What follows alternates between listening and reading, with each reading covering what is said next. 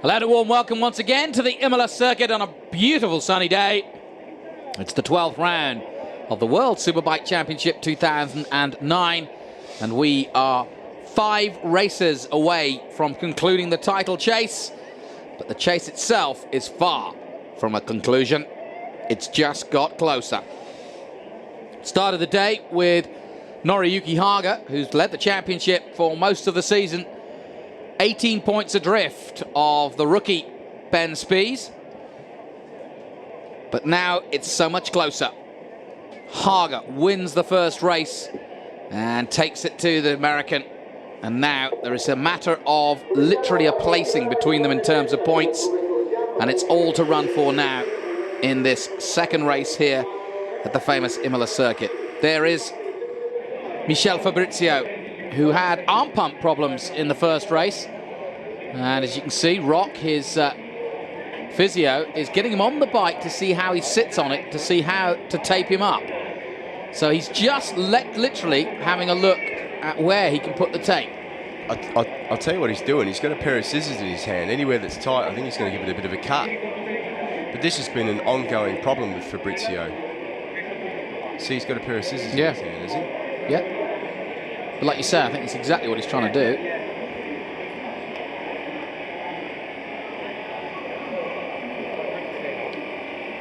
So, interesting times for Fabrizio, but I tell you what, he could be a potent force if he is comfortable on the bike in the second race. Jakob Schmerz, there he is, the young Czech, with a big smile on his face from Szczecin Budějovice. And his new sponsor, Karma. Whatever that is. Karma in Italian means stay calm. Well, there you go. Maybe that's what it is. But he's there, but he's not there, is he? Like, he looks a little bit worried. Is that your idea of worried? High fans of 96 and NDS. What's there NDS? Don't know. But there are some fans. Where are those two beauties arrived from in the Guandolini pits? There you go, out of nowhere.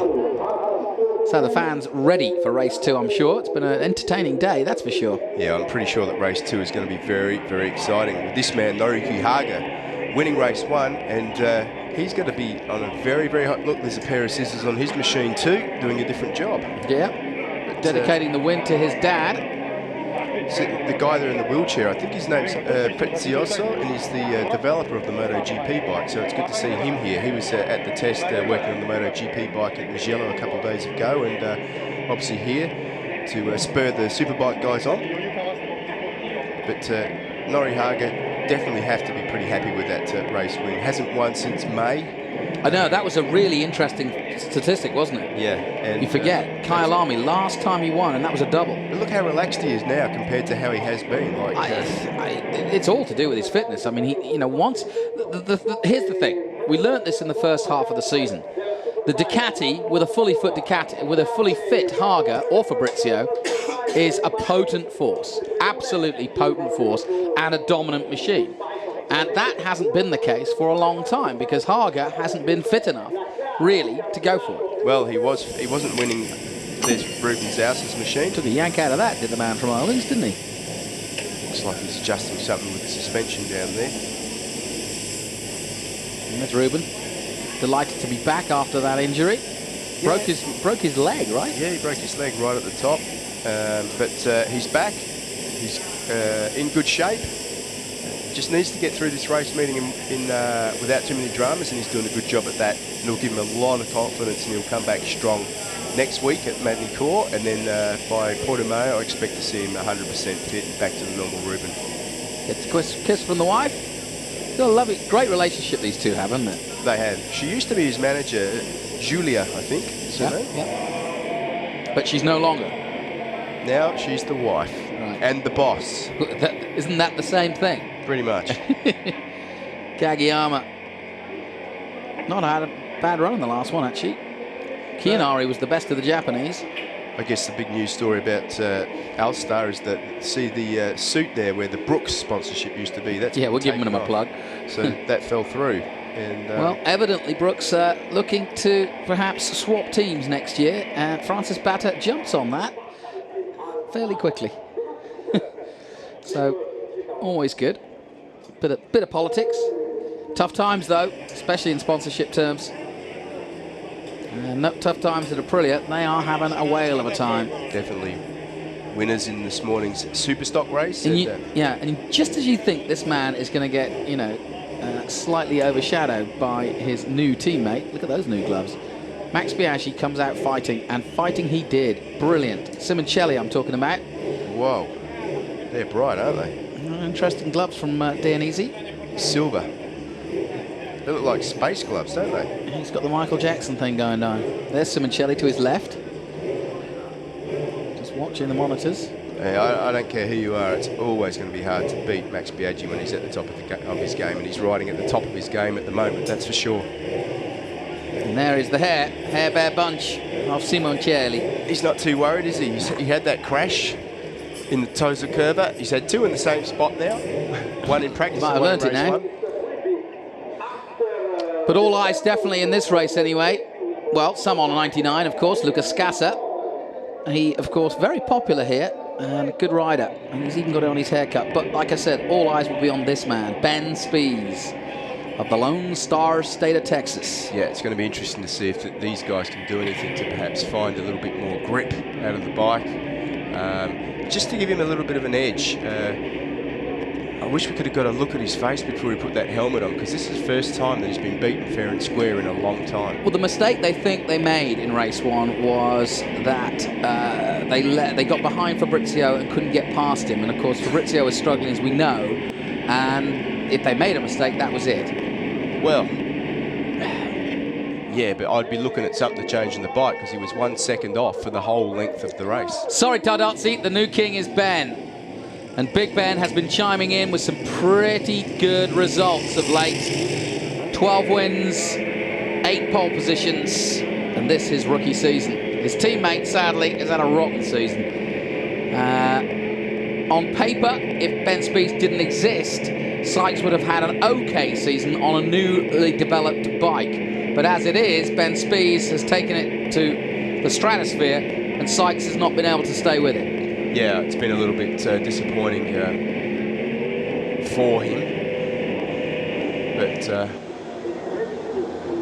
Ducati this weekend also, with a new development on their machine, they're running launch control as well, which obviously we're going to have to keep an eye out. Just saw one of the bikes leaving the pits trying that launch control system to make sure it works. So it'll be very interesting to see how they get off the line. They haven't used it up until now. So why would you suddenly choose race 2 at Imola to do it? Because they were testing it all last week at Mugello. Okay. It's not new technology. Pretty much 95% of the bike. Here we go. Talk us through. This is the highlights of race 1, and it was a frenetic start, but Biaggi it was who led into Tamburello, chased by Fabrizio. Haga would dive into 3rd place with Ray in pursuit. Spies didn't get the start he wanted and was stuck in 5th place for a while. Meanwhile, Haga would get through on his teammate, who would pay the compliment back fairly soon. Ray stayed in 4th, Spies was 5th, and finally, Haga getting on to terms with Biaggi. And Biaggi holding him off at Ravazza. That was the moment Ray made a big mistake, and it could have been so much worse. Jonathan Ray goes out of race 1. Biaggi continues, and somehow Haga stays on. Fabrizio goes past him, only to be passed again. Simoncelli goes past, Checker goes down, and finally Byrne goes down as well, having had a good start. Simoncelli would then pass Haslam, and looking good was the young Italian until Tosa, the following corner. Haga finally coming through on Biaggi. A great move, great drive out of Varanta Alta, and into the lead he went. Fabrizio would stay with it, and Spies would catch up in 4th place, but really couldn't make much of a dent on the Italian machines. Biaggi would keep going. Haga would take the front. And for the end, it was a real battle between Fabrizio and Biaggi to finish 2nd. Spies was reluctant, but stayed 4th. And in the end, on the very last corner, Biaggi, an audacious move to grab 2nd place from the other Italian. Excellent stuff, but the big story. Haga takes 25 and moves closer to the championship lead.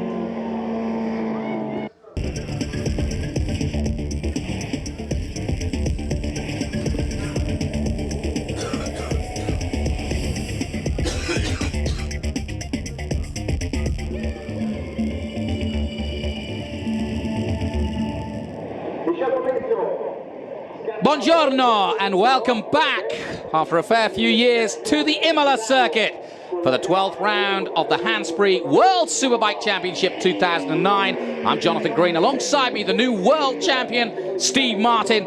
And we await race 2, as do the fans in Italy here. A packed house once again at the crowded Imola circuit. One of the best circuits there is for racing, for sure. We are some 25 minutes from Bologna, the city of Bologna, which of course is the host to the famous Ducati mark. But it's Aprilia that are making waves today against them. They were superb in race 1. It's a hot day. You'd think it was the middle of summer, not approaching October. Talking of October, next week in October, we'll be in Magny-Cours to see the French race, which could be pivotal once again, as all of these races have been, before we head to Portimao at the end of October. It could be chilly there, but Portugal, it's fairly warm at that time of year. But it's certainly hotting up in terms of the championship, because Haga has taken a big stride and a big stretch to catching up again, having lost the lead to Ben Spies at the Nürburgring. Spies, though, needs to raise his game, and I don't think will be too affected by that. He knows what he's got to do. And I wonder, Steve Martin, will there be any changes now the heat has come up and everybody's had a chance to see what they've got? Definitely. I think there will be some changes, because we've had a few of the guys a bit worried about the warmer weather this afternoon and how that's going to affect the rear tyres. So definitely some of the things that they might change between race 1 and race 2. There you can see the track temperature, 41, was in the 20s earlier on this morning. So it's a lot warmer, isn't it? A lot warmer, which could mean definitely a different rear tyre, or perhaps the tyres that they were using in race 1 will work even better this time round. We know that Ben Spies, for example, struggled in race 1 to match the times that he matched throughout practice on a race tyre. So it was a lot hotter in practice, so perhaps these hotter conditions might suit the tyres better.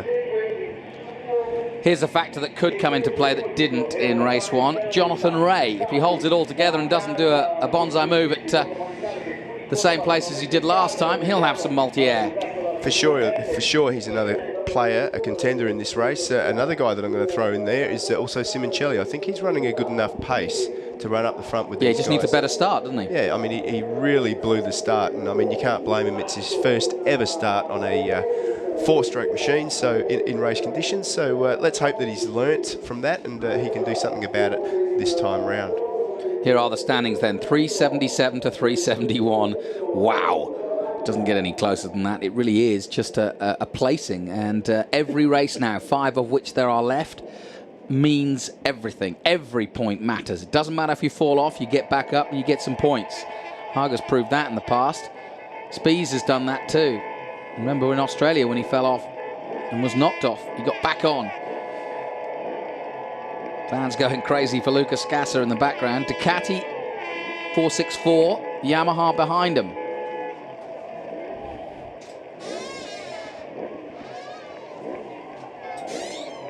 And obviously Pirelli and what tyres they choose will prove to be oh so important here in race 2. And I just wonder if there are any major changes or any variance, Steve, between guys running at the top. Pretty much, if you have a look at what the guys on the front row are running, let's look at the 4 main contenders. Noriki Haga is running a soft front and a medium rear. Rea, Spies and Fabrizio all have the same tyres on, medium front and medium rear. The whole second row has got mediums on front and rear, although Simoncelli in 8th position has gone for the hardest front that they make and a medium rear. So Simoncelli's been having quite a few front end problems. Not too sure if if a really hard front tyre helps, but it obviously must help him with the feeling of the machine. As we look at Fabrizio there on the grid, no changes for him tyre-wise. Just sticking with the medium front and medium rear. I feel sorry for him because he really did look after qualifying as though this would be a big weekend for him, but clearly he was struggling in race 1. Yeah, well, he was struggling with his arm. He had a go.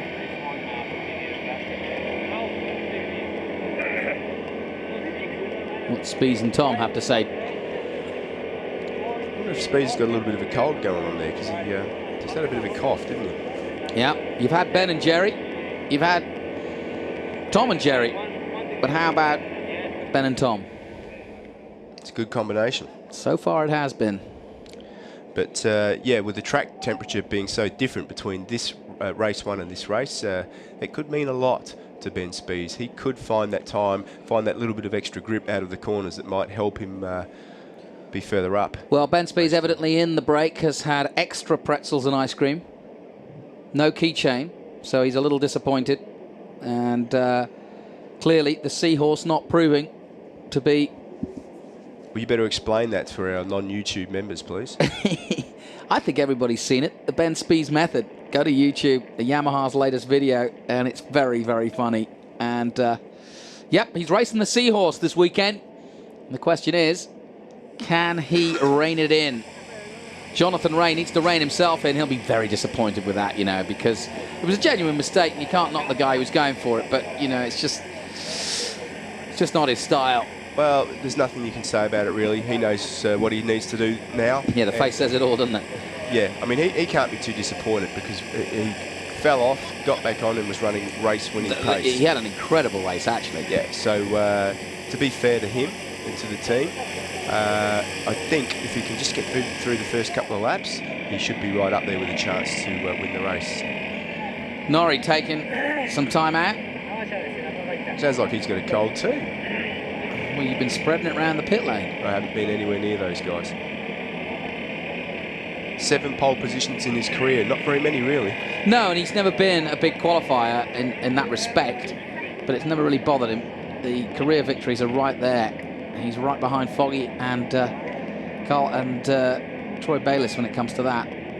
323 kilometres an hour, the top speed of the Ducati 1198. Yeah, it's a useful missile, isn't it? Very, very quick. So, out in the sunshine of autumn here in Italia. And I think they've enjoyed their afternoon, don't you? Definitely, definitely. And it's only going to heat up a little bit more. A little bit of a breeze blowing across the circuit, which could change the lines or how the bikes turn around some of the corners, which we didn't have in race 1. New technology, multi-air technology, bought here by Alfa Romeo this weekend. Yep, the Mito, our safety car, that'll be soon going around the circuit, checking things out. And this is definitely the calm before the storm, so to speak.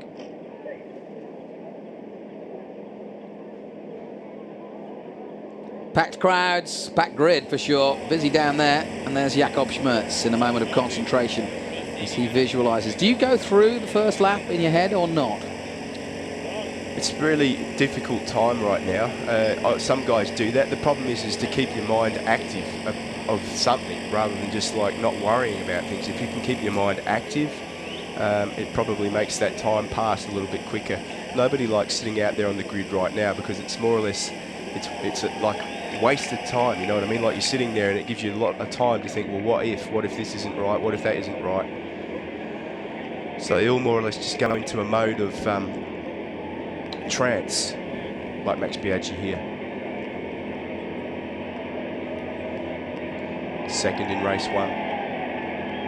5th and 4th in Germany. 1st and 2nd in Brunei. Really come on strong in the last half of the year. And it bodes well. He was in the press saying that they need to develop the bike further, but it's pretty good at the moment. And like you say, I was worried that when Biaggi took this ride at Aprilia, that we might have seen the last, or the best anyway, of Biaggi. But no, it seems that he's reinvigorated, and I think next year we might just see another vintage Biaggi year. Yeah, well, he's certainly getting towards the twilight of his career, and if he's going to win a World Superbike Championship, you've got to say that next year is his best chance. Well, you'd have to think that he's going to take it to the likes of Ray, and he's going to have a machine to do it too. Who his teammate will be interesting. Don't think it's going to be Nakano. Shaky fell off in the Tosa Curva. Yeah. So hopefully he'll make a couple of modifications to his bike, or try and find a different line through there. It's been very, very fast though throughout the weekend. He's got a soft front tyre and a soft rear tyre for this race, so running a little bit different tyres to Haga. Marco Bocciani there, his team manager, also watching. SBKofficialstore.com if you want any of the merchandise that SBK have. It's all good stuff. They sell it at the Paddock Show too. Saw some myself. Got a hat the other day.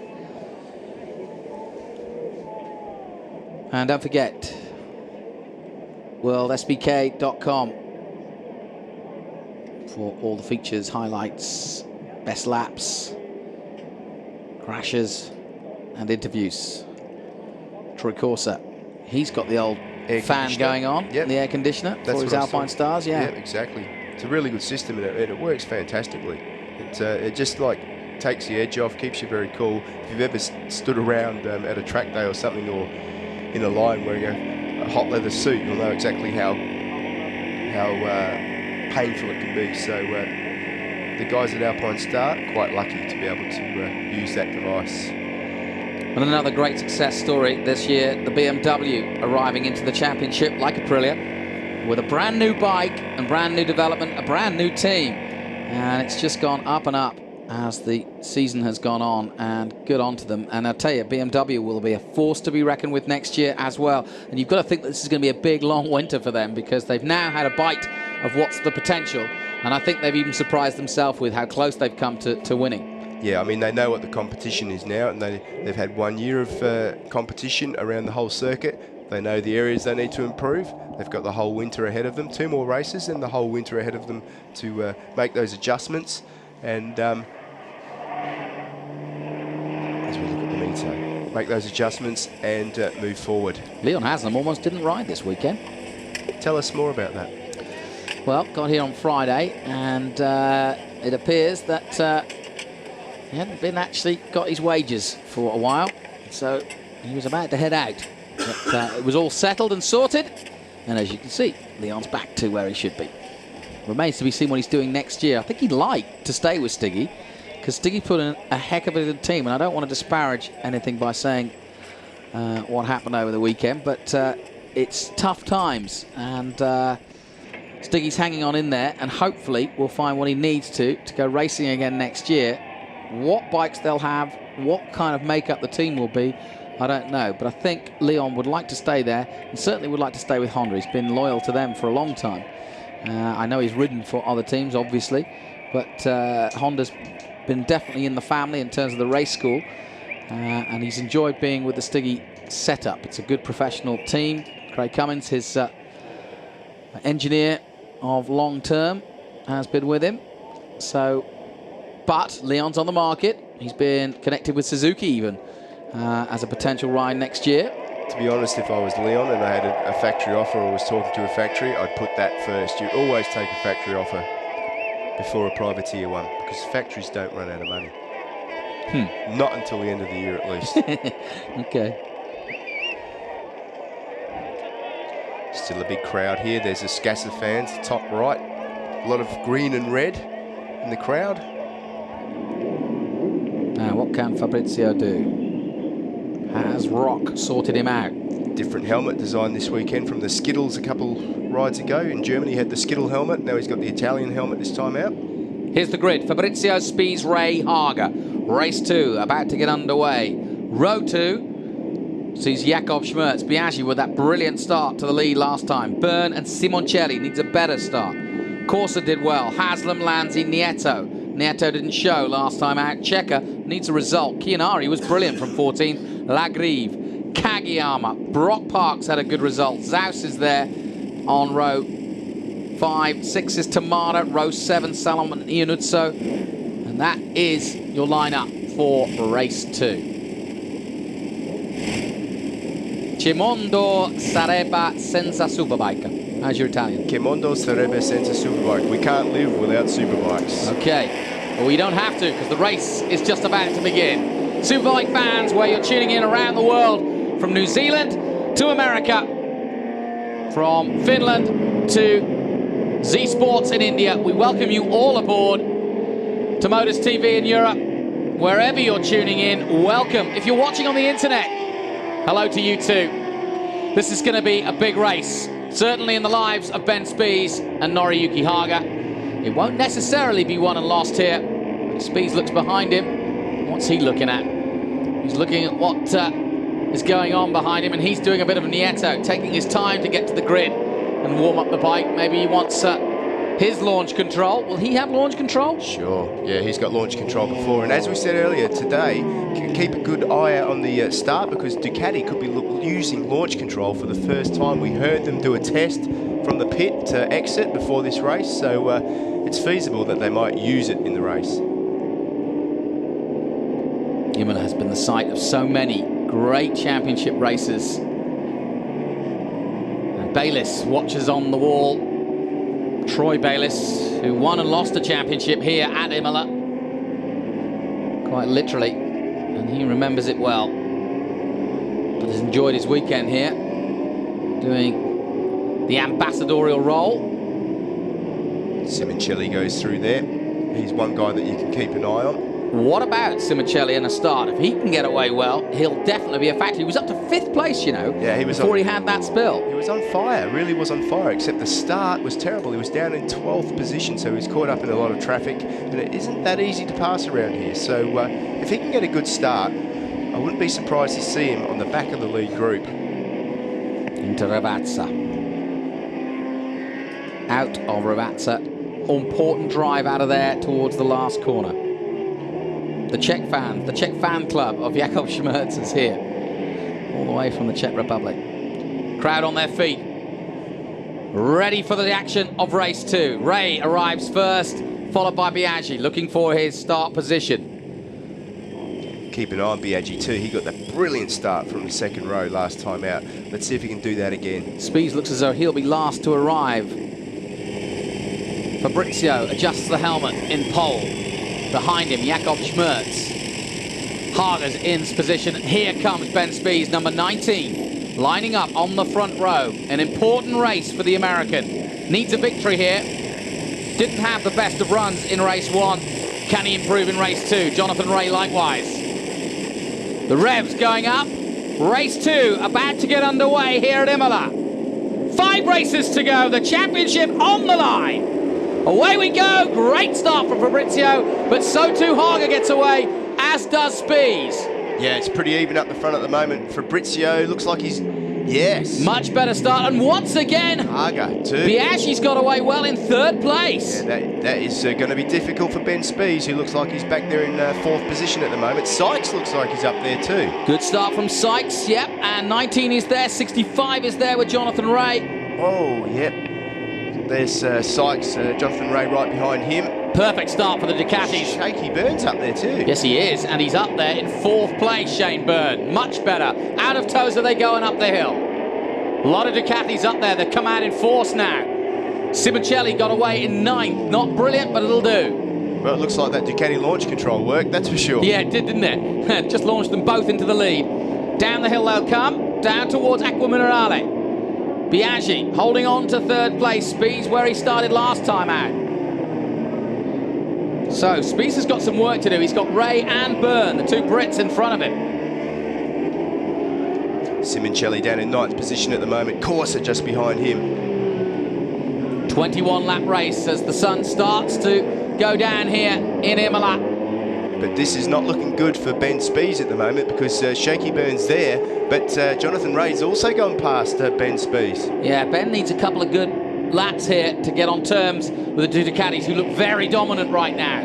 The 3 guys out front are already pulling a gap on the 4th place Shaky Byrne at the moment. Now, how does Fabrizio play this? Because Haga needs the win. Well, Fabrizio's got to go for the win. If he's out the front, he can go for the win. Into the last corner they come. Especially at the moment with Ben back there. Whoa. Oh, and Ben makes a move, gets past as Ray makes a mistake, and Biaggi's pounced as well. Across the line they come, and Simoncelli's up there. Simoncelli up to 6th. Excellent run by Simoncelli on that first lap. He's come from 9th to 6th in 1 lap. Yeah, Simoncelli's right on the back of Ben Spies at the moment. Here's another look at the move. He's done that easy. 1. He's done that easy. And he went with Spies, you know. He's right there with Ben Spies. Look at that. Simoncelli all over Ben Spies. Now, is this a 4-run to next year? Spies in MotoGP, likewise Simoncelli? Well, we're about to find out. Definitely could be, but I'll tell you what, Simoncelli is doing an absolutely fantastic job. He just needs to get that corner there, the toes are right, because he keeps on falling. Yeah, let's not, don't tempt fate, don't tempt fate. Well, that's up to him, isn't it? Fabrizio leads from Haga. Biaggi's where he needs to be in third. Burns, Spies, Simoncelli, Ray is seventh after that mistake. Haslam is eighth, Schmertz ninth, and Nieto in the top 10. No jump starts.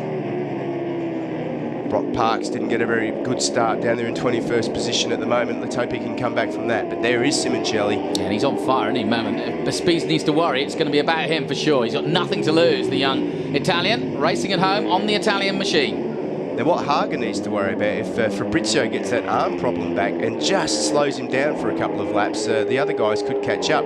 Quite a good gap at the moment. Shaky Burn there, just not being able to hang on to the pace, but fast enough that he's difficult to get past.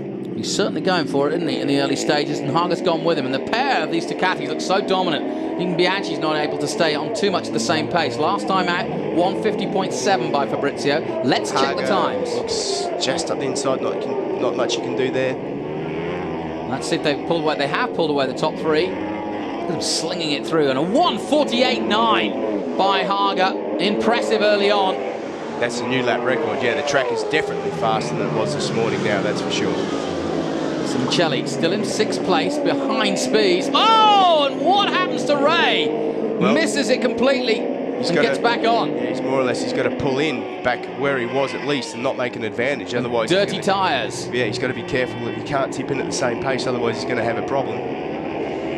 Meanwhile, Biaggi's caught up with Haga. Yeah. And I was about to say Spies makes it on Burn, he doesn't. No, Spies is looking for a way past because the front guys are running at 48.9, 49.1. Spies is 49.8, but he's being held up now by Shaky Burn. Well, and that's no problems for Shane. He knows what he's representing, and that's Ducati. At the moment, but he does need to try and find the ride next year. Well, he's looking for one. Yeah, so if he holds Spies back, that'll be a good compliment. Yeah, well, he isn't going to get a ride at factory Ducati, is he? No. So what he does need to do is he needs to show us how fast he is, and he's doing a good job being in fourth position on a privateer Ducati in this quality of field. Yeah, that's exactly what he's doing. Out of Alta Verante they come. The leader still is Fabrizio, followed by Haga. Haga now looking good through here, and he always was. Race one, he proved how he can pass right there. Not this time. Not this time. Fabrizio closes the door, tips it in. Biaggi's right there again. Yeah, he is, isn't he? He's caught right up, has Max Biaggi. Interesting to see the lap times next time round. Spies under pressure, and he's got three riders behind him, including Ray. Simoncelli, though, the early threat. Very aggressive through the chicane, on the gas hard, come over the line. Fabrizio this time round, 49.5. Spies has to get past Burn this lap because he's going to get in trouble if he doesn't. Simoncelli in that second group is lapping faster than the other guys. Yeah, Ray, Schmertz and Haslam behind them. Spies does a 150.1, Simoncelli does a 149.9. So Spies is going to be under pressure very soon. Definitely. This is not what Spies needed to see. Not for the championship, not at all. And he's about to lose the championship lead again. Yeah, if it finishes like this, he'll definitely won't leave here as a championship leader. It's been a quiet weekend for Spies. He hasn't looked anywhere as confident as he did at Nürburgring, which is ironic because he said there that he felt that Imola was going to be a great circuit for him. But we know how good Ducati are here. Yeah, they always have been good here, and it seems that Aprilia are good here too. No question. Yeah, so then, through goes Schmertz in Chianari. 8th. Behind him is Aslam and Chianari 10th. Simoncelli again down the hill, Johnny Ray behind him. Haslam through there.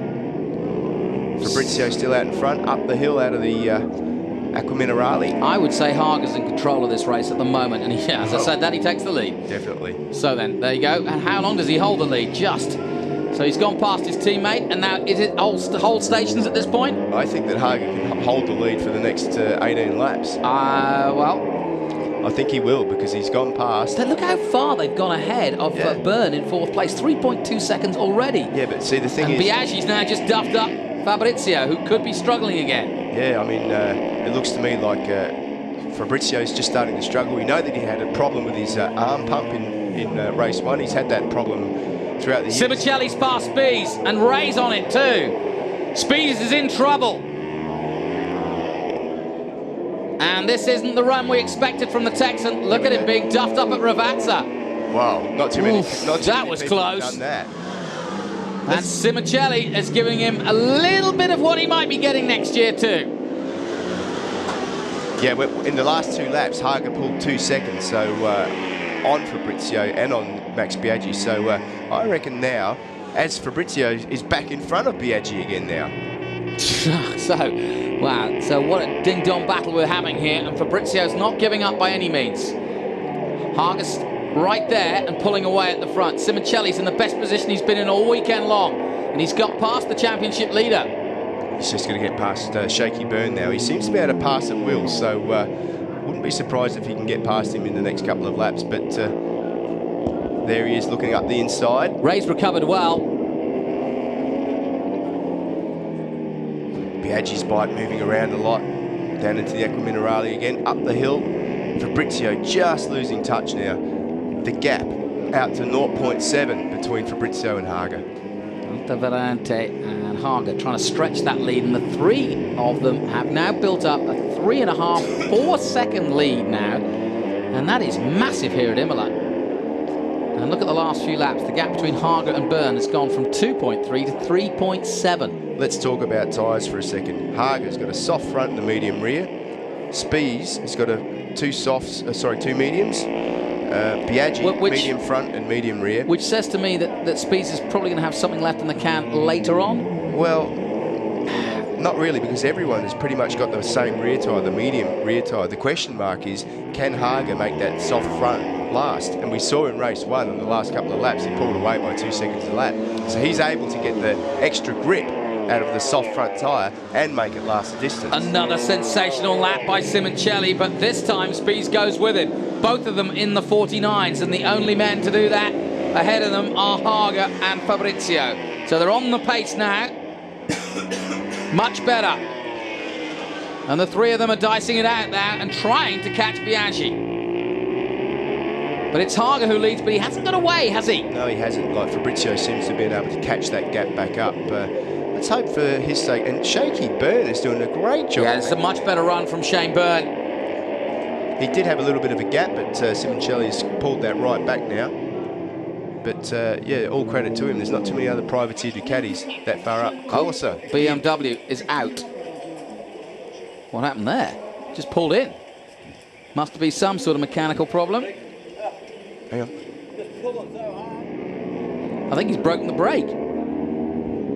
Yeah, a little bit difficult to hear what happened there, but unfortunately for him, he's out. Zhao still low, out there in 16th position. 50.9, just did his fastest lap last time out. Mugridge, a good result at the moment, 2 in 12th position. Well, he needs one. It is contract time. Well, so, Biaggi winding himself up to have a look at the inside of Ravazza. Nicely made, and he'll come back, will he? Yes. Oh, great dice in between the pair of them.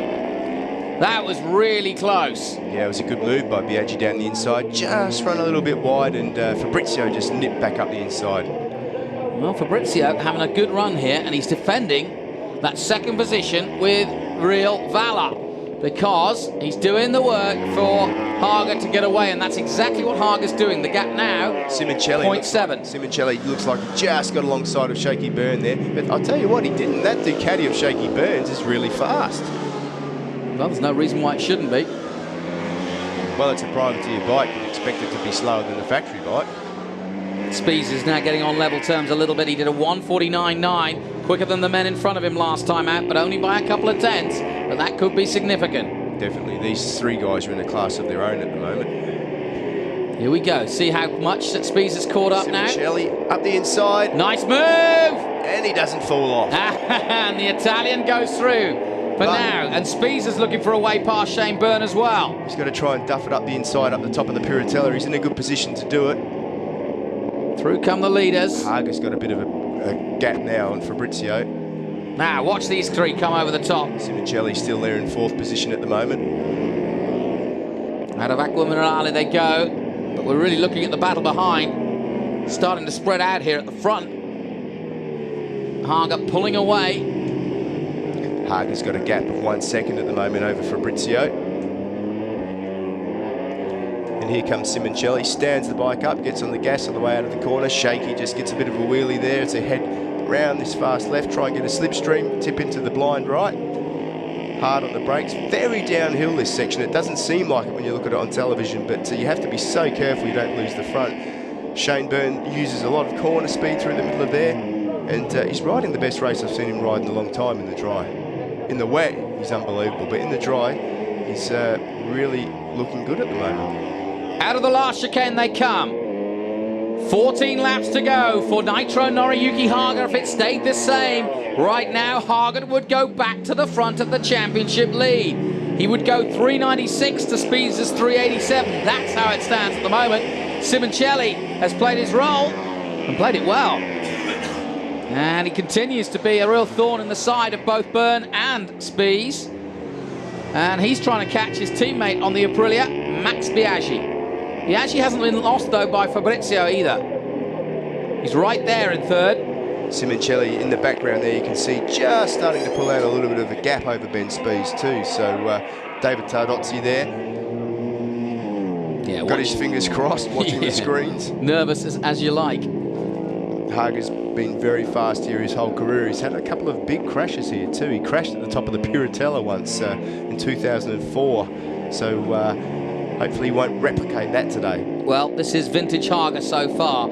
He came here for the double. He needed the double, 18 points adrift, and this would be dominance like no other. And not since Kyalami, where he took the double there, has he been on this kind of form. But cometh the hour, cometh the man, and Haga is doing just that. Had a real scrap with Biaggi in race one, won that, and is certainly winning this at the moment, and he's got good support from Fabrizio. Spees is struggling in 6th place at the moment. As they come around that fast right-hand corner, absolutely flat out 3rd gear, back 2 gears, back into 1st for the tight chicane.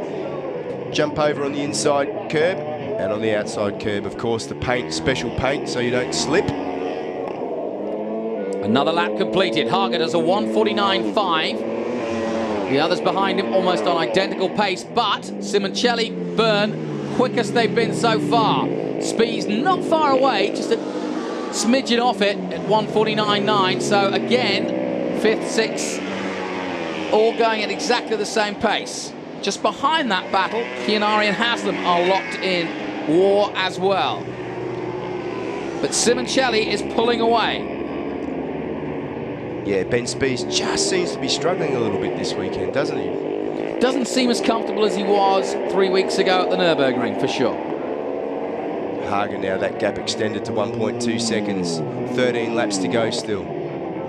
Oh, and a big crash there! Now, I don't want to say it, but let's just... that looked like 8th place, maybe? Could have been Ray again, possibly Haslam. Let's wait. Whoever it is out of the race for sure. Chianari it was, who was in 7th place. Here we go. Yeah, well, we've had that before at Tosa. Yeah, that's the 3rd time today. Happened to Simoncelli last time, it's happened to Chianari this time, and he was having a good run. Yeah. So, yeah, unfortunately for the Japanese, that was just an unfortunate mistake. He's really riding for his future and didn't pay off today.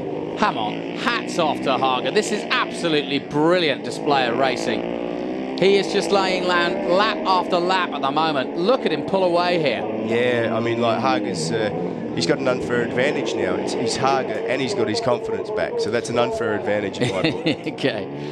Out of the last corner he comes. Was 1.2 and it's now 1.4. If he can just pull away 0.2 of a second a lap, he'd be pretty happy, and he'd be doing that pretty comfortably. 49.5 that time round. Very, very good. Shaky Byrne, another fastest lap, 49.8. Speeds cannot make any inroads on him. Byrne was faster than him last time out, and Simoncelli is pulling away 49.7. Speeds is 7 seconds off the lead at the moment. There's Massimo Meregali. That's yeah, you're right, and that's the most significant line of all. 7 seconds off Haga. Yeah. 7 seconds. Yeah, I mean, these guys are going to have to fight back. Here he goes up the inside. Now! He can't quite do it, but he's got to be careful, you know. He's got to be careful. Yes, he doesn't want to be in this position, but he does not want to be on the ground. Yeah, but what he's got to keep in mind is he can't let Hager get too many points, which he's doing at the moment. I mean, like, Shaky Burn is the last person that he expected to see in front of him in this race. Not only in front of him, he can't get past him. There's still 4 races to go, though, and there is. These points are important. Yeah, yes, but he needs to make everyone count. So, here he goes, trying desperately to get past Shane Byrne. Not a factor in the championship, Shaky, but racing for his career too. The British champion and the American champion going toe-to-toe. Possibility of seeing Shaky Byrne with Kawasaki next year. Yep. Will that be as competitive as this bike, though? In my opinion. Yes, your opinion? I don't want to say. Yes, you do. That's what you're here for. Give us your opinion. Well, I think that Ducati make a fantastic customer machine. All right, enough said. We know what you mean. Okay, back to the race. And back to the fight between Spies and Byrne. Spies has to get past because these are vital points. In the run into Portimao, he'll need everyone, and here comes some more. Spies goes up. You see what happened then? Shaky just pulled his visor off, and that was just enough to let Ben Spies get past. He slowed him down a 10th, and Spies took advantage of it, and bang, on the straight, went past. It hasn't made Massimo Meregali smile anymore, though, and No. Spies goes up to 5th place. Simoncelli is his next man, but Simoncelli is quicker than him and was doing his fastest lap of 49.4 last time out. In fact, Simoncelli was the fastest man out there last lap. Yeah, that's pretty impressive, isn't it? He's left his run a little bit too late. He's 5.8 seconds off the lead. There's not much chance he can win, but he's certainly doing some times fast enough to put him on the podium. Well, you say they've got launch control, these Ducatis. This is this is rocket control at the front here now. They are flying. Biaggi's really dropped off the pace, hasn't he? He can't stay with him. Last 3 gaps, 4.1 down to 2.2 in just 3 laps. There is a big chance, though, that Simoncelli can catch up to Max Biaggi. Wouldn't that be fun? Well, Aprilia wait on, as we do. And that will be for a podium. Simoncelli won't hold back. No, heck no, not here at Imola, that's for sure. He's not fighting for a ride here. He's already got a ride next year. He got any ride he wants. Racing for Honda next year in MotoGP. But coming for a little bit of a busman's holiday, so to speak, here at Imola, trying out the new RSV4 and making it pretty handy.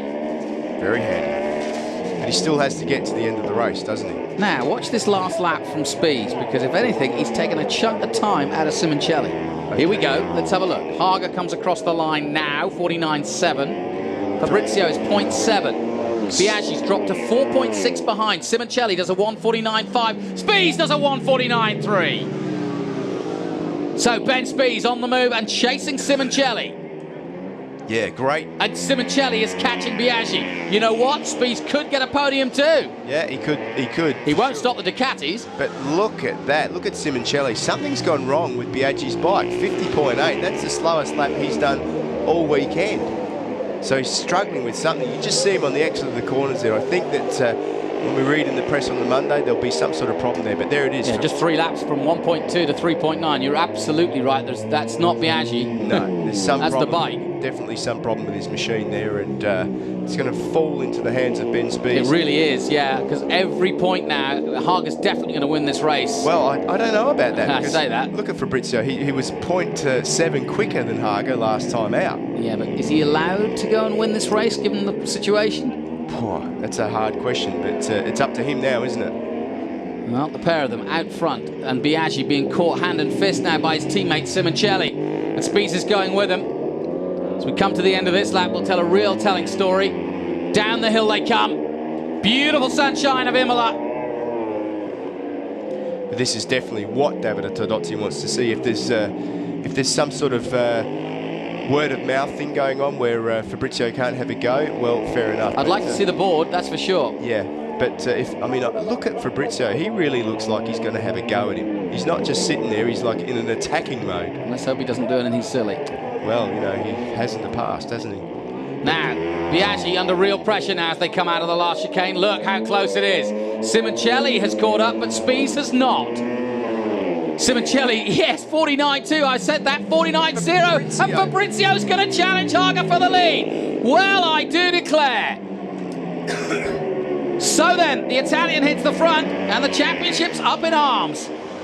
Well, This is good for Ducati and not good for Ducati. You know, I said Spies hadn't caught up. He did his best ever lap, 1:49.0 last time. So he's trying desperately to stay with Simoncelli. It's quite strange, isn't it, that he was so slow at the start, couldn't get past. Now he's going. Marco Simoncelli's going to make the move. That's where he fell off last time. Not this time. Up the hill he goes. Spies has got his head down and bum up. He's trying to catch some as well. Let's see if we can try and figure out, when we look at both of these bikes, what is wrong with Max Biaggi's bike. It's all right on the entry. He's still circulating at a decent pace. I mean, his last lap of 49.8, it can't be much wrong. Yeah, well, he dropped it into the high 50s there for a while. Probably could have been a small electrical problem that he's... the bikes have got a lot of on and off switches that they can turn different things. Harder! Not quite. What a great battle at the front too. Two teammates going at it. 2 by 2. Like absolutely, just like the Arc. And Spies is 6 seconds now off this lead. Yeah, he's left his run too late to win, but he's definitely on the back of that pack of 3, and he can perhaps get onto the podium. But Fabrizio has just taken 5 points off Haga. Yeah, at this stage, it's you know, if I was Tardozzi, I wish we could see Tardozzi's face to see what he thinks. Nail-bitingly close. Simoncelli, the new boy, so to speak. Oh, no! Biaggi makes a big mistake and takes Spies wide. He's got to stay on now. Ben Spies gets back on track somehow, some way. And that was Haga, who goes into 2nd place. Fabrizio still leads, and Simoncelli gets through. But just what Spies didn't need. Losing the impetus there. And major time on track.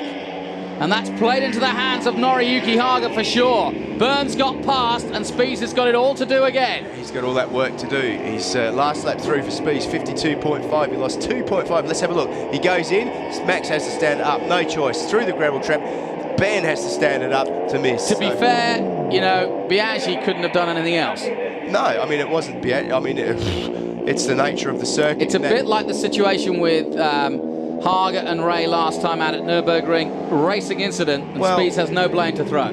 That incident there is the nature of the circuit. Like Simoncelli went through, it knocked him off line. He went through the gravel trap, and because Spies was already turning back in front of him, he had no... Biaggi couldn't do anything. It was just the way it was. Arm pump boy is on the way. He's flying. He's pumped up for sure now. Yeah, look at him go. He's going to see that gap.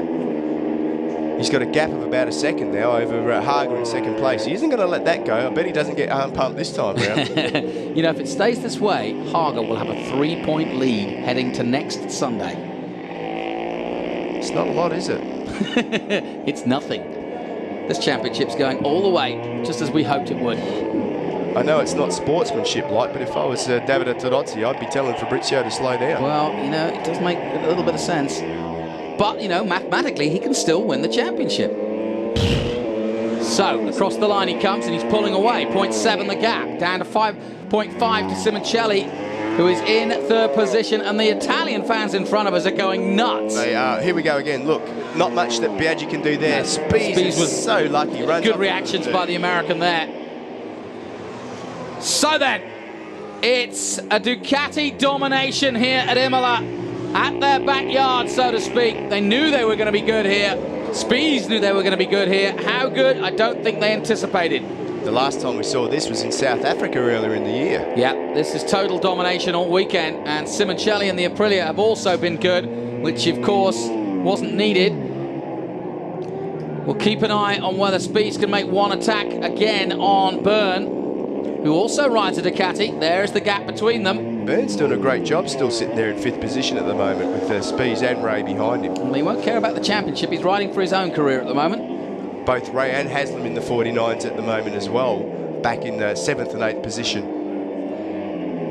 No help from Sykes. He's down in 13th position. Ben Spies has been all season is on his own. Here's another look. Oh, he runs off through the chicane. Now will he be penalised for that? If he doesn't make any headway, he shouldn't be. Okay. And he seems to be in pretty much the same position, so he should be okay. Okay. Back with the leaders, and Fabrizio still holding on to it. He pulled out a gap of 1.2 seconds. It's 0.7 at the moment. It might be higher than that as they come to complete this next lap. And that's a pretty stable gap right there, half a second, but Haga just gets it a bit sideways on the way. And Simoncelli in the background there with a handy lead over Max Biaggi. Yep. So then, Fabrizio 49.2, Haga a 49.4, Simoncelli a 49.5, Biaggi 49.6, Byrne 50.8, and Spies up the pace 49.5. Here he comes, Ben Spies into Tamburello and past. Nice move, nice and clean. Elbows his way through. Pretty much that's about as good as he can do. If he can just stay in that position now to the end without getting himself into too much trouble. It's all he can ask for, really. Yeah, I mean, he's been pretty lucky this race. And if Fabrizio wins the race, he's really going to have benefited in the end. It does make it interesting, doesn't it? Yeah. I wouldn't want to be David Todozzi right now. No. You've got your binoculars. Can you see what David Todozzi's doing? Yeah. See those hairs he's got on his head? He's pulling them out. Yeah, definitely. But it'd be really interesting to see. Fabrizio has got this race in the bag. Look at him go. He has. But the thing is, he's not going to pull over from here, is he? I don't know, Jonathan. I don't Look know. at the gap he's pulled away. Yeah, but I guess what I'm saying is, if he is under team orders, it's what way to make. He can't be. Listen, I know he can't be, but if you pull out 5 seconds, right, and then pretend to have a mechanical problem, and then Haga goes past in the last lap. No. You don't think that would happen? Nah, it's only Formula One where stuff like that happens, Really? surely, yeah? Let's see. Anyway, back to the racing. Nothing scandalous in Superbikes, it's just how close it is. That's the only scandal here. And it's been really close this weekend. A great outing by Aprilia. Simoncelli came so close in race 1, then blew it. Looking very odds-on for a podium now. There he is, number 58, coming in for a one-off weekend. How impressive has he been in his first outing? Incredible. 49.0 for Fabrizio last time round. 49.6 for Haga. Simoncelli 50.1. Biaggi 49.8 back on track. Let's see where Byrne is, 49.6. And Spies has got past Byrne, Johnny as Ray. we saw. Johnny Ray fastest lap, 49.4. And so Byrne hasn't lost too much time. No, Byrne's done a good job. He's kept his nose clean and stayed out of trouble. But the trouble with that overtake from Byrne is it's only made him a point up. It would still be a 4-point gap. Right now, Haga has 391 to Spies' 387 if it finished this way. 4 points is livable because 4 points is less than a race win, so Ben can get that taken care of in one race. Yes, he can. Cool. Yeah, he won't be too concerned, I doubt, at the end of this weekend, but it does liven things up, doesn't it? Yeah, I mean, he will be concerned because if you remember the start of the year, Haga was untouchable, and Haga is back in that form. But yeah, he's in that zone, isn't he? And the other thing that Haga's got going for him right now, he's got a teammate to back him up. Tom Sykes has been fast all year, but he hasn't been able to back He's up. not in a position to help him, is he? Not really. He's just not on the pace for various reasons. I wonder if somebody might be drafted in to try and help Ben in the last few races. Valentino Rossi, maybe. He might do a good job. Simoncelli certainly proved he's capable. Yeah.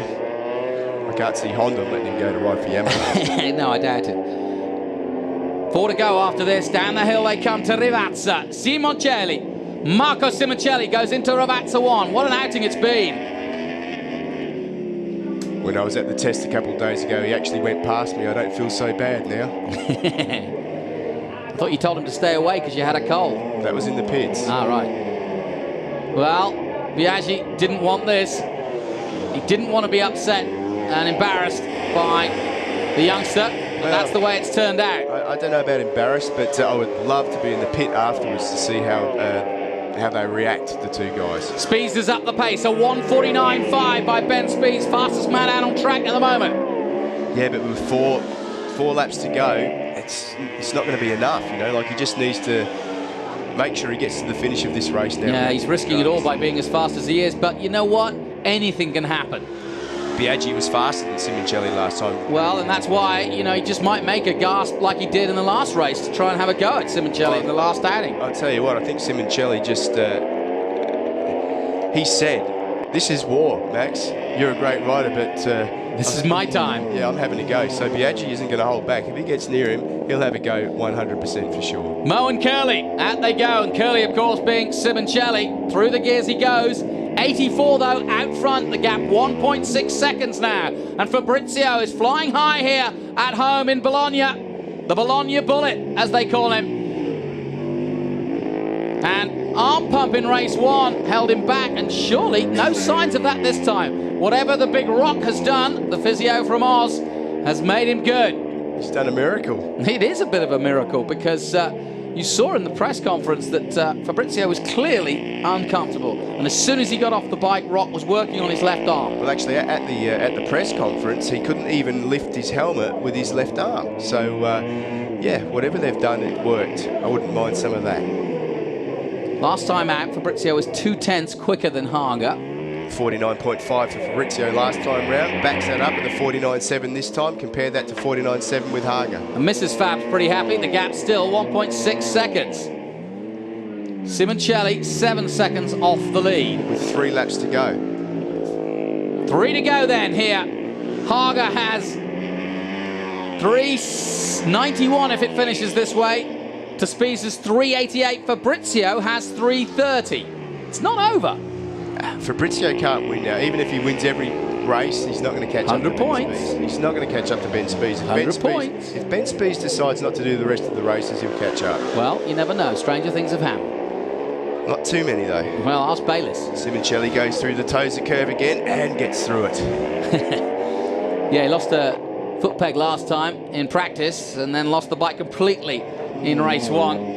But he's got it sorted now. You've got to remember that he's never seen this circuit before. He's only ever done, this is his 5th day ever on a 4-stroke. Oh, look at this Battle of Britain going on, and Jonathan Ray goes through on Shane Byrne as though he was standing still. Oh, but he's wide and he's, whoa. Oh, he's having an eventful weekend, Shane.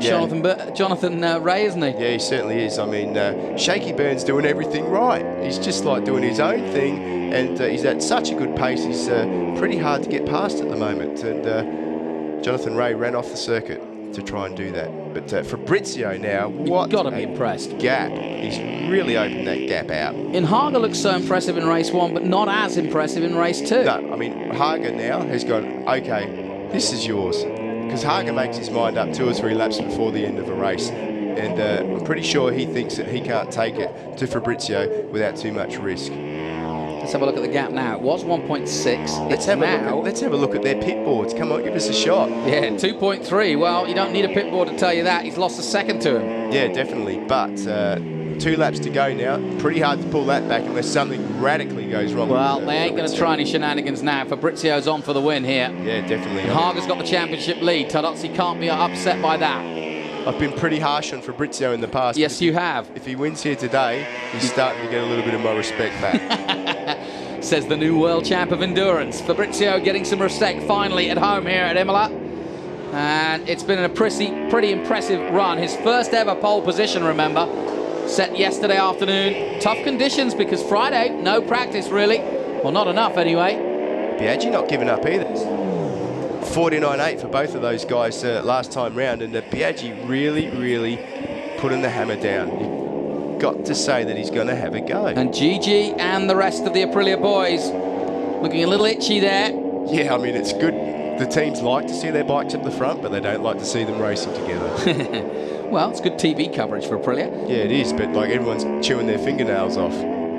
Over the hill they go. Jonathan Ray looking for another bite at Byrne. Out of Aqua Minerale they go. It's been eventful for the Honda rider, that's for sure. But Byrne's done good this weekend. He's definitely put himself back in the shop window with this ride. Yeah, definitely great ride by him. They both head down the hill now. And we're about to start the final lap. Johnny Ray sitting in 7th and Shaky Byrne in 6th. Through Ravazza too. Hard on the gas out of here. The leaders come through past our commentary position, and Fabrizio has a massive 3.5 second lead now. He would see that too. He will be, this last lap for him will be, he'll be so Oh, it's glorious. I mean, it doesn't get any bigger than this. At home at Imola, where he grew up, on the Bologna machine, beating the World Championship leader, just signed the day before his birthday, took pole position for the first time, and now leads race 2. He's not backing off either, is he? Nope. He wants to make sure of this. This is a really great run. Great run. Hager's backed off now. He knows where he's at. Yeah. Big lead over Simoncelli. But Biaggi is only He's one only second 1 second off Simoncelli. Yep. Here's another look at Byrne and Ray. Ray goes through. Yeah, we just missed that, and Ray did get through. Fabrizio out of Acqua Minerale. One more time to go then. Just a couple of corners now for the young Bologna bullet. Michel Fabrizio, number 84, and his hero Bayliss is watching. The wife's watching too. It's been a great run, a great weekend, and he's done himself no disservice. He's helped Targa, he's pushed Targa, and he's given the team just what they wanted. A victory at home at Imola in front of the adoring Italian fans. They're loving every minute of this, because here comes the 84 machine. Simoncelli is also going to get on the podium here in World Superbikes. What a day at Imola. We're back in the sunshine, back from 2006. Biaggi's going to finish well too, but it's Michel Fabrizio of Bologna who takes the checkered flag, takes victory at home. Hager follows him home and takes the championship lead. Simoncelli will take an historic podium before he heads back home to MotoGP. And Biaggi takes fourth. Spies disappointed, but will take fifth place and is still in the hunt.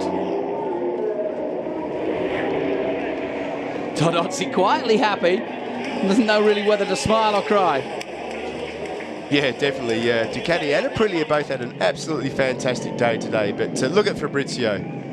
What a race. What a race. That's the stuff of legend. That is boys' own material. Well, Roy of the Rovers stuff. Take your hat off to Ducati too. There's definitely no team orders in that team, and both of those guys rode to win. So good stuff. Our Desmodromic red heart, the Ducati. That's what that was. It's easy for you to say. If I could say Desmodromic, yeah. Very special moment for Ducati, and there's been a fair few over the last 21 years. Fabrizio is pretty much a really nice guy, and the team have got a lot of respect for him, and even Steve Martin's got some respect for him now. I always have. I've always liked him as a guy. He's he's a nice, quiet guy. But now he's starting to show us what he can do on track. He's been a podium man in the past, many podiums, but now with a little bit of belief, in the next 4 races, it'll be interesting to see what he can do. Spies takes 5th place, and in terms of the championship, it's all to play for now. 3 points the difference between Hager and Spies with 4 races to go. 100 points. Yeah. Magny-Cours, a completely different circuit to here. More of a stop-go circuit. More of a circuit that perhaps might suit the 4-cylinder machine. So it will be very interesting heading into Magny-Cours to see the outcome and what Yamaha can do to fight back. Interesting weekend, but what a weekend for the Ducati team. A win for Hager and a win for Fabrizio. Didn't get much better than that. And there's his fan club. Do you think they like that? Yeah. Awesome. Well, he'll sleep well tonight. Burnout time. Burnout time. Don't get behind there. He needs to practice that a bit. Happy days. There's Lucas Scasser doing a big wheelie in the front of him. Ben Spies probably be pretty glad that this weekend's over. Not the weekend that he expected after having tested here, when you consider that all the other tracks we've been to, he's never been to and won. And here, after a test, struggled a little bit. Yeah, he was confident after Nürburgring that this would be a big weekend. They felt very comfortable coming here. But conditions have changed, the track has changed. Temperature probably wasn't what they expected. And no excuses. Ducati rode the socks off their bikes, and both their riders were on top form. And so too did Aprilia. Definitely the Italian machines outperforming the Japanese. 1, 2, 3, 4. Yep. When was the last time I we was saw going to say, that? it's a while since that's happened.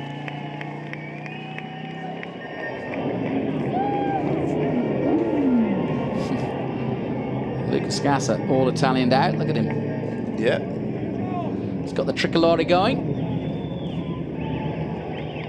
Celebrating his 18th position. And there you see it, 391 to 388. Haga goes back into the lead. So Spies' 18-point lead didn't last long, did it? It's almost worth staying up next Sunday night to watch the races. I think it may well be.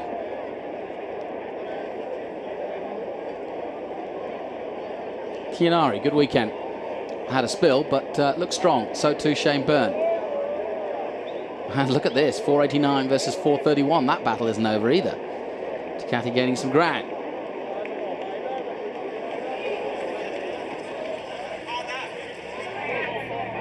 And there's Norrie. Looks a little bit worn out.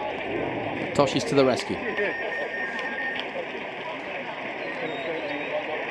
Won't be as happy with that race, of course. Well, or will he? I mean, I didn't make any mistakes.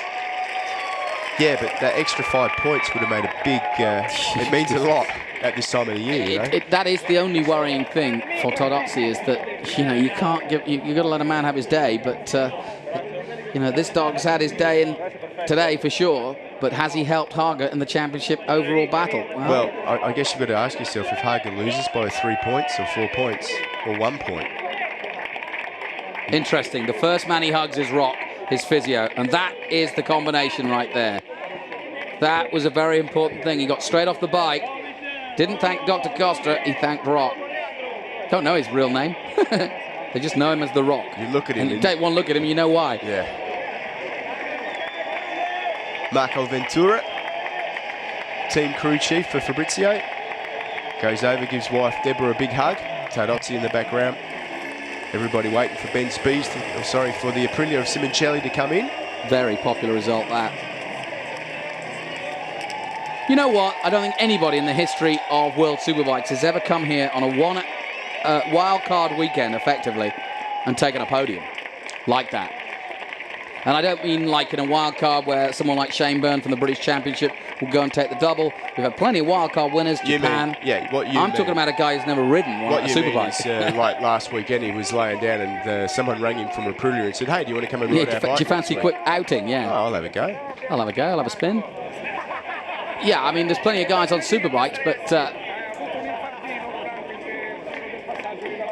Dr. Costa there on the left. Yeah.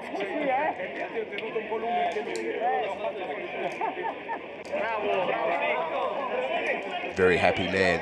So he should be to get on the podium. Not that easy in this field. No, not at all. Look at the people around there, will you? There's a few Simoncelli fans in Italy. As always at Imola, there seems to be an Italian story to be had.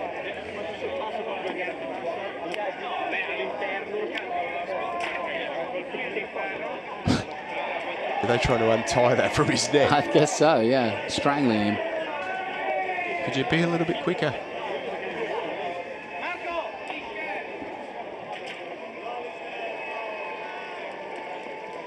Three Italian bikes, 2 Italian riders, and 1 Japanese. Yeah, it's quite a story, isn't it?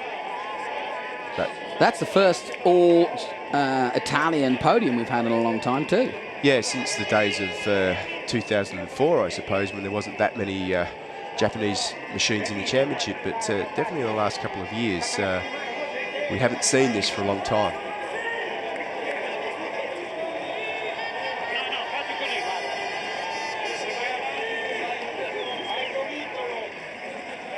A few Pirelli guys there in the background as well. You can see Giorgio Babier on the left, top corner.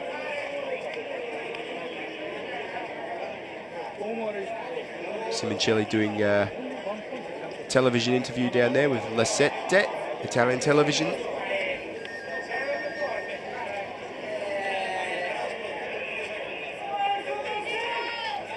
Wouldn't mind getting a shot in the pit box of Max Biaggi right now. I don't know. You know, I mean, you almost think he had his big run. Look at Haga. He's just complaining about the bike setup there. Not as happy as you'd think. No, he's not, is he? No, because he's, you know. Well, he knows. When you think about it, he's made 21 points today on Ben Spies. Yeah. But it could have been 28. Yeah. And interestingly enough, he was beaten fair and square by his teammate, and that doesn't bode well for the last 4 races, does it? Not really. there's got to be a little bit of talking going on, I suppose. I mean, fair enough. If Fabrizio can win every race from here and out, fair enough. But he should have been doing it from the start of the year.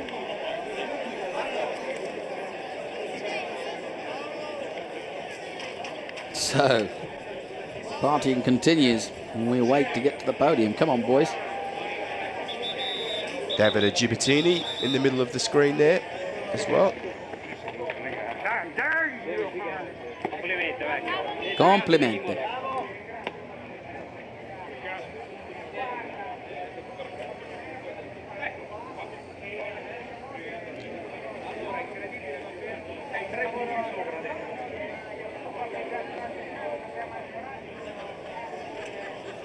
Marco also doing an Italian interview. Speaks very good Italian. Good English, good Italian, very good Japanese. Yeah. It's interesting. Usually they rush him up to the podium here in Italy. Man, look at the crowd there. It's unbelievable. It's a lot of pit passes. Yeah. But I take my hat off to Simoncelli. I mean, he's really done a great job to come in, not only ride that 4-stroke for the first time, get used to the control tyre. Remember, we use a control tyre here, Pirelli tyre. Yeah, that's impressive, isn't it? Yeah, he's never ridden on slicks like this before, so to do what he's done, unreal. Super sick.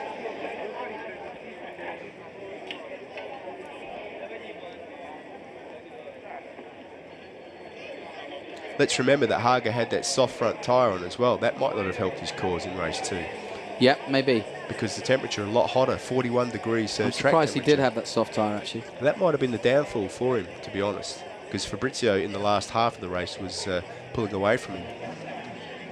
That was the only difference, really, between the two. The track temperature went up a lot, and for sure, if the track temperature goes up and you've got a soft front tyre, you can't expect to have that grip.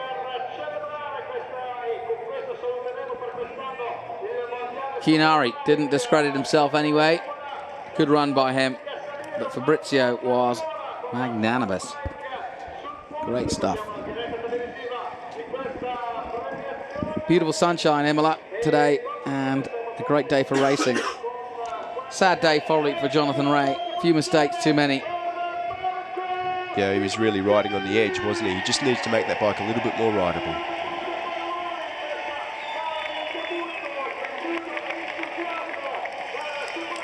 Congratulations to Marco Simoncelli. We've seen him do some pretty nifty 250 races, but it's great to see him fighting with the boys of World Superbike. Even though it's only short-lived, he's got a taste for it now. Haga looks a little weary, but he has the championship lead back, and that's the important thing. When he rests up on Monday and looks ahead, and it is just a few days away to Magny-Cours. But you can't take the day away from Fabrizio. This was the day he's dreamed of all his career, and he made it come true. And whatever Tardozzi says, you can't deny it. He was the best rider of the day in the end in race 2.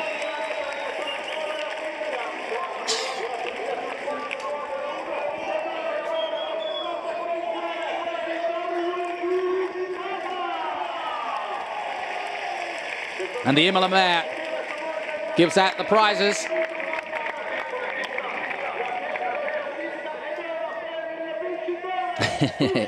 He wants to hear some more. Let's hear it for him. Michel Fabrizio.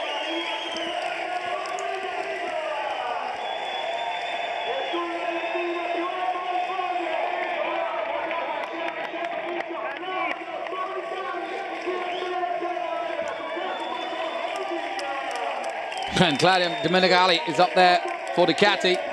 Big day for him too. Yeah, thank you.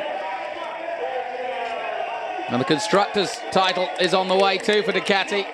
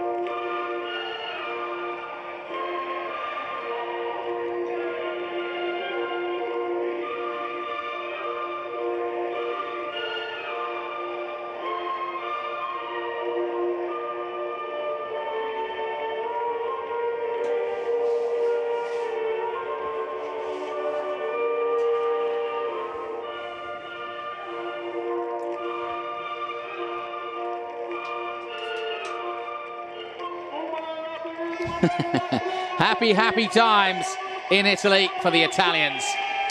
It's not often you see two Italians on two Italian machines on the podium. And pretty much Norrie's an Italian these days. He speaks perfect Italian, lives in Milan. So really, it's an all-Italian podium. Look how big he is, Marco Simoncelli. He's a big lad. Well, he's another big lad going to MotoGP. And they worry about the size of Ben Spies and the size of the likes of the big boys. And here we go, the highlights of race 2. Good start from Fabrizio, another good start also from Biaggi.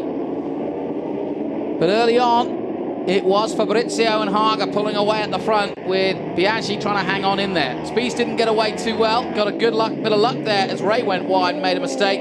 Ray went very wide that time and allowed them through. The three Italians then, or the three Italian machines of Aprilia and the two Ducatis pulled away at the front, and the battle was on for third as well. Very nifty move there by Simoncelli on Spies. And Spies trying to look for points, but loses out there to Marco Simoncelli in his one-off weekend. Biaggi going through, Fabrizio paying the compliment back. Shane Byrne holding off Simoncelli, but not for long. Through went the Italian, and Spies would try to follow suit. Aprilia watched on nervously as Simoncelli went in pursuit of his teammate, and Spies went past Byrne, but not quite. He'd have to wait till later. Massimo Meregali watched on as finally Spies made the important 1 point difference. And now there is just a few points between Haga and Fabrizio. But Fabrizio would not lie down and would not allow Haga to win. He went into the lead. Meanwhile, Spies tried to catch up with both Simoncelli and Biaggi, but then a big moment. Biaggi gets it wrong, sits up when Simoncelli comes past and knocks Spies wide. Luckily, Spies recovers, but Byrne goes past again. Fabrizio would pull away. Byrne would finally have to give up another place. And Ben Spies earns another valuable point. Meanwhile, Haga just couldn't get on level terms. And Fabrizio completes a boyhood dream of winning for Ducati at home at Imola. What a day, what a win, what a ride. Congratulations to him. The championship is blown wide open again.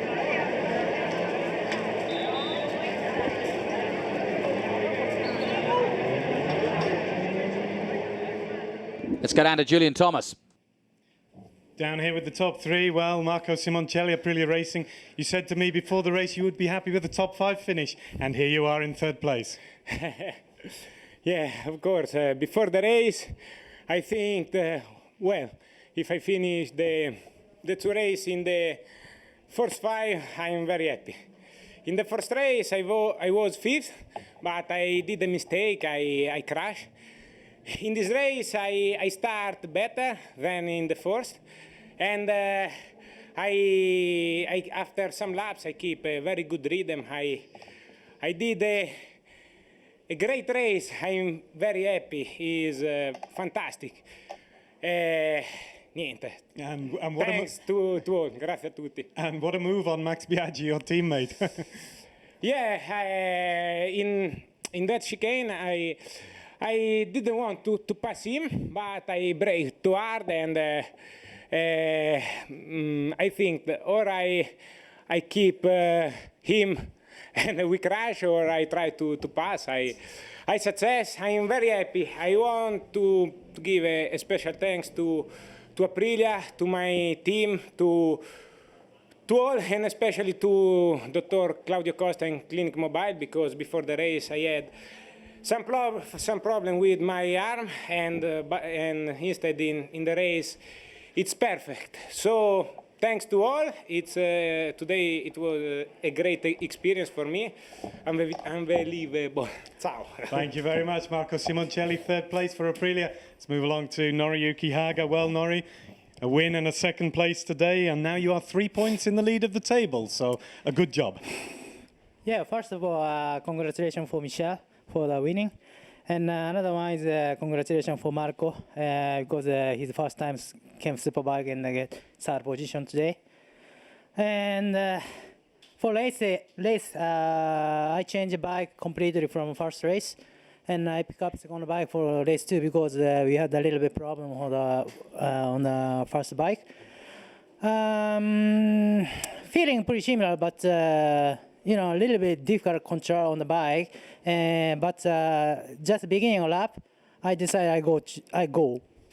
But middle of race, bike start moving a lot and difficult control, and I get more easy tire. And after Michel passed me, and I tried to catch up him, but he's quite fast today, and I couldn't find where I can pass him.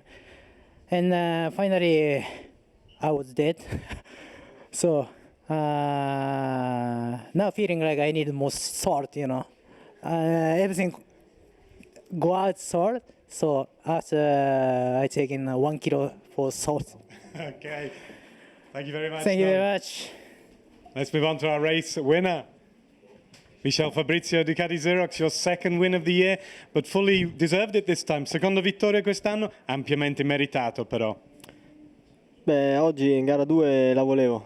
In gara 1 purtroppo ho avuto un problema al braccio, come sapete, e l'ho mancata per poco. In gara 2 ci siamo messi a posto in tutto e per tutto, ho cambiato braccio, me l'ha dato Nori e sono riuscito, a vincere. In race 1 I had a problem with my arm, but in race 2 I fixed my arm and I fixed Nori as well, and I had no problems in winning. But today was a Ducati day, both wins for Ducatis in front of Italian crowd. Tutti e due le vittorie per la Ducati davanti al pubblico sono molto italiano. contento, ringrazio Ducati Xerox e anche la Pirelli. Sono contento che c'erano tutti i big della Ducati, quindi abbiamo fatto sia Nori che io una bella figura. Sicuramente il contratto è rinnovato a posto, tutto. Okay, I think we've deserved our renewal of the contract for next year because all the Ducati top brass were here for the double race victory for myself and for Noriyuki Haga. So thanks very much everybody. Michel Fabrizio, Noriyuki Haga and Marco Simoncelli.